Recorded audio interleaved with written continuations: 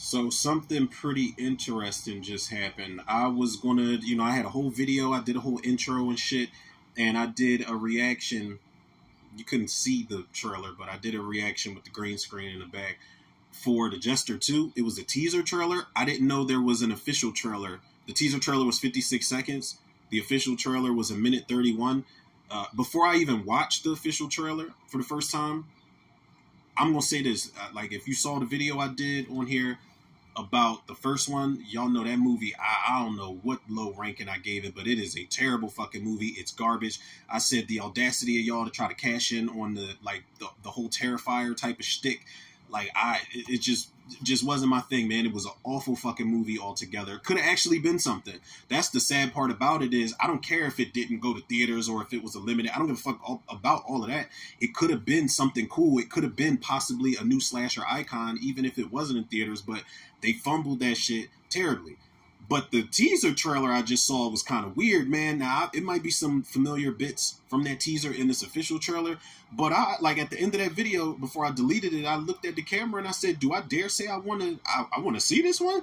Because his introduction in this one, y'all know I don't like that contortionist shit where the bodies bend all up and shit, and he's like spider crawling out of a box in the middle of the woods somewhere, and it looks like the kills, like he's way more hands-on and is brutal, and it doesn't look as terrible as the first one. Now, one of the things I was going to say that I didn't get a chance to say because I stopped the last video was, now, this is just me. Like, I know a lot of people hate those fucking open domain childhood fairy tale slasher or horror monster movies. I hate them too. I hate them with a fucking passion, but I actually gave Blood and Honey a chance, and that shit didn't deliver on nothing at all. But Blood and Honey 2, as far as a monster movie, slasher, whatever, it's one of the, I know this ain't saying a lot, but it's one of the better ones for a sequel that we've gotten out of this, Three Blind Mice and Winnie the Pooh and the Mickey Mouse and Steamboat, Screamboat, all that bullshit.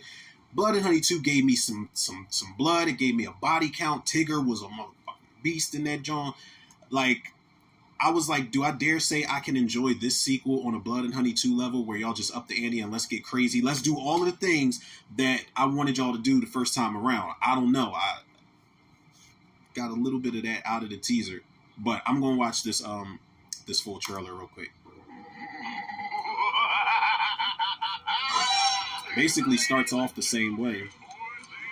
Yeah, I don't like all that.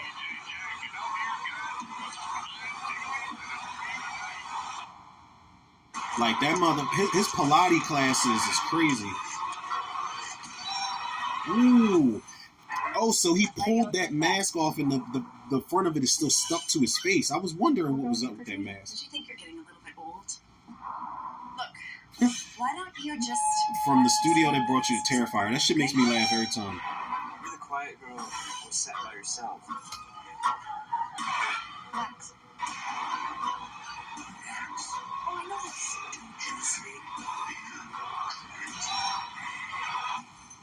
That mask is stuck on his mitt, yo.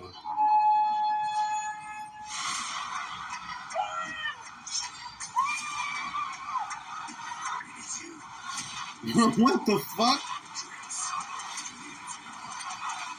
Oh, was he pulling out that dude's tongue, or was he pulling like rope or whatever?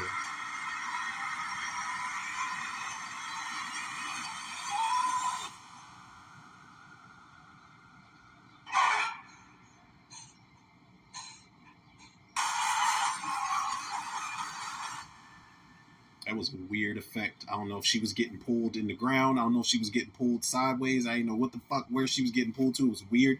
There's a lot of background shit, like blink if you miss it moments, and there's a moment where the Jester pops out from the side of a tree and waves, and then he goes like right back into the tree, and it's like, it's one of those effects where they disappear on the other side of the tree. That's weird, and that's funny as hell, yo. I'm not even gonna lie.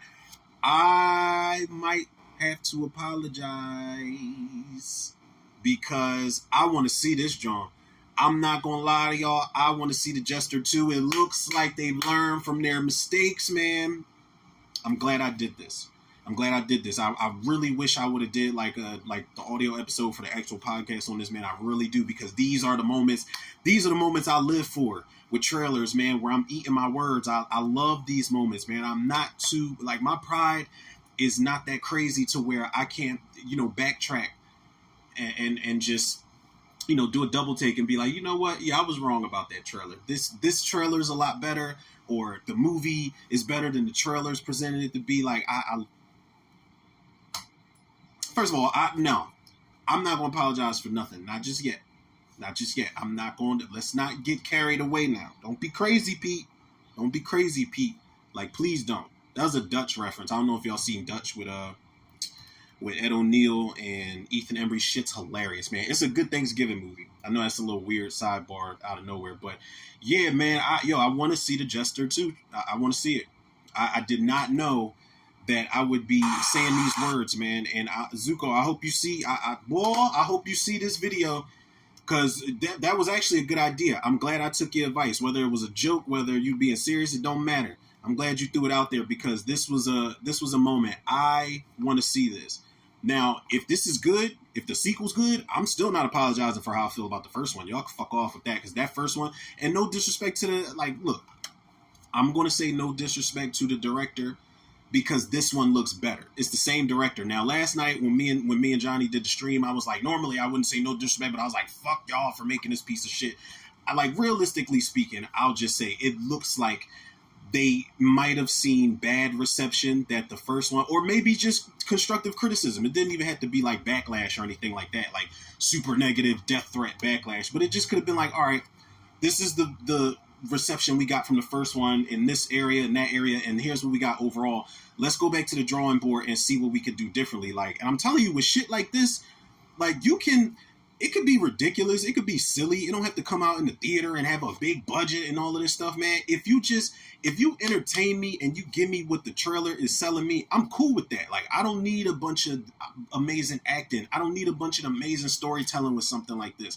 Just entertain me with this character. Like, give me something to go on where by the end of part 2, like, if I didn't like the first one, give me something to go on with the end of part 2 where I'm like, all right, y'all need to do a third one. Y'all need to cap it off. Another case of something like this happening is See No Evil. See No Evil that's the WWE horror movie with Kane as Jacob Goodnight. And Kane was a badass as Jacob Goodnight. I'm not gonna lie. The cast is not good, the acting is not good, and it doesn't deliver on shit. Like, the idea is there. Like, they're juvenile delinquents, they gotta, they're doing community service at this dilapidated, the Blackwell Hotel, I think it's called, and Kane is up in there, man, and he's just fucking these kids up throughout the whole movie. But it's like, the directing is really bad, man. There's some weird editing in that movie. But the sequel, when you get to I think the Soska sisters did the sequel. Danielle Harris is in it. Michael Eklund's in it. I'm like, yo, like, we might have something here, man. And by the time that one was over, I was like, yeah, let's do a part 3. Like, I still need a part 3. Like, Jacob Goodnight, he upgraded his costume and that shit. So I'm hoping, all in all, that this is one of those cases, man. So there y'all have it. I like this trailer. I'm not gonna lie, and I love the fact that he tried to pull that mask off. You can see he looks like he might be human underneath, but he pulls that mask off, and the front part just stays on. Definitely reminds me of like Jason's mask when Jason Goes to Hell, where it is just stuck to his face. And I don't know if it's gonna come off at some point. Who knows? But if it doesn't, I'm cool with that. Like, this shit looks